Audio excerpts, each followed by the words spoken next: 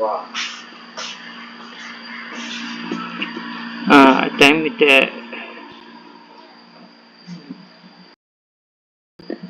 เข้ามาแอปตัวนี้เนาะ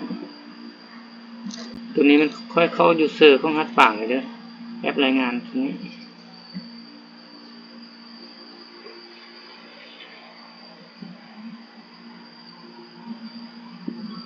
หลังจากนั้นมานี่บทรายงานเว็บมาตรฐานนี่คลิกเข้าไป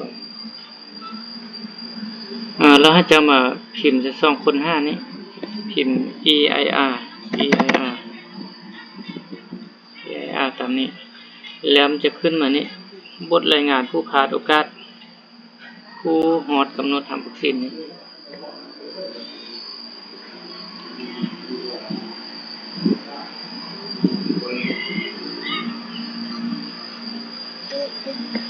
สัญญาณเพิ่มช้านิดนึงนะ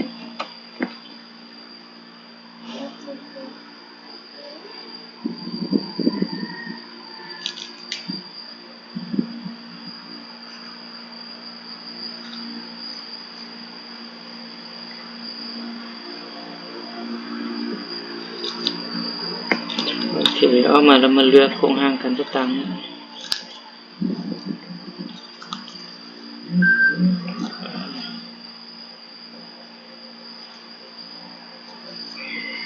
ตัวนี้เราจะเลือกเอาสุขสลาฮัดฝางคลิกเข้าใส่ฮัดฝางคลิกออกแล้วช่วงเวลาตัวนี้เราอยากได้หลายปีก็ได้เอา2 ปีก็ได้หรือเอา2 ปีย้อนหลังนี่แล้วก็คลิกเอาบทรายงาน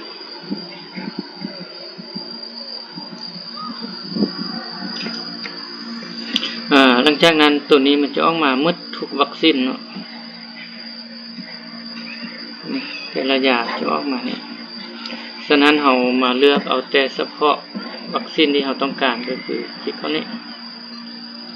ตัวนี้มันแสดงทุกวัคซีนคลิกเข้านี้เราเลือกเอาอยากได้ MR1 มันได้ทีละอย่างนะตัวนี้เราเอา MR1 ก่อนก็จะออกมา MR1 แล้วก็เราก็มาเอา MR2 อีกเราอยากรู้ว่ามันพลาดจากคน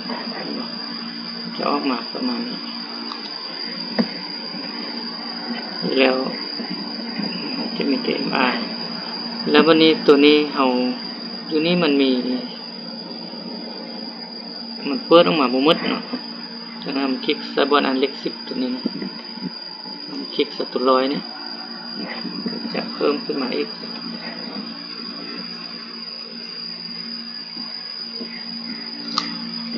ถ้าเราอยากได้เป็น Excel ก็ดาวน์โหลดตัว Excel ตัวนี้เนาะสามารถดาวน์โหลดตัวนี้ได้บ่เข้าใจตัวได้แล้วก็ถามมาได้เด้อ